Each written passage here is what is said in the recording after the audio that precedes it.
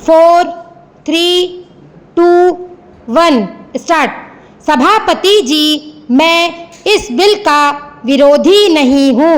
मैं अपने कुछ संशोधनों के साथ इस बिल का समर्थन करना चाहता हूँ। मैं कहना चाहता हूँ कि राष्ट्रीयकरण से पूर्व जिस ट्रैक्टर की कीमत 60,000 रुपये थी, राष्ट्रीयकरण के बाद उसकी कीमत दुगनी हो गई है। जब से यह काम सरकार ने अपने हाथ में लिया है, तब से ट्रैक्टरों के दाम बढ़ गए हैं। यही कारण है कि सरकार को इसमें इतना लाभ मालूम पड़ रहा है। ये मनमानी कीमत किसानों से वसूल कर रहे हैं। जितने दाम बढ़े हैं उस हिसाब से तो इन कारखानों को करोड़ों रुपए का लाभ होना चाहिए था। पैरा।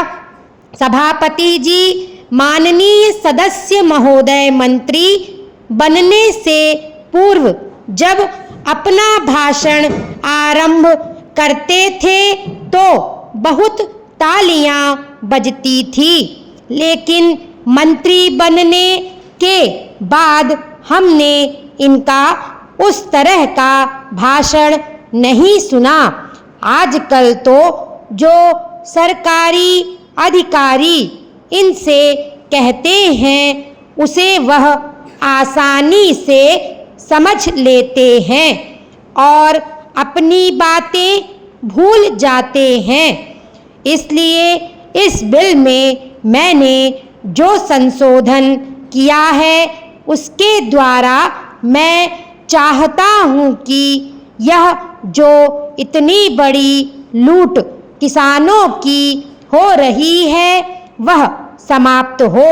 यह बिल 50 पेज का है, लेकिन किसानों को छोटे ट्रैक्टर मिलेंगे या बड़े ट्रैक्टर मिलेंगे, इस बात का कोई जिक्र नहीं है। सारे देश में कानून के द्वारा किसानों के पास छोटी छोटी जमीनें होती हैं, लेकिन ट्रैक्टर का कारखाना अभी तक बड़े ट्रैक्टर ही बना रहा है। ट्रैक्टरों के दाम भी बहुत बढ़ गए हैं। यदि किसानों को ट्रैक्टर खरीदने के लिए सरकारी कर्ज ना मिले तो कोई किसान इतना महंगा ट्रैक्टर नहीं खरीद सकता। अभी तो ट्रैक्टर खरीदने के लिए 1-2 साल बाद ही किसानों की जमीन बिक जाती है, क्योंकि उन्हें सरकारी कर्ज वापस करना होता है। पैरा। महोदय, यद्यपि मैं इस बिल का समर्थन करता हूँ, लेकिन मंत्री महोदय से यह कहना चाहता हूँ कि इस पर जनता की राय ली जाए। इसके साथ ही ऐसा बिल भी लाया जाए जिसमें यह विवरण हो कि ट्रैक्टर महंगा होगा या सस्ता होगा और उसमें किस प्रकार का इंजन होगा। बिल में यह प्रावधान भी हो कि राष्ट्रीयकरण के बाद जो भ्रष्टाचार बढ़ गया है उसको कैसे दूर किया जाएगा।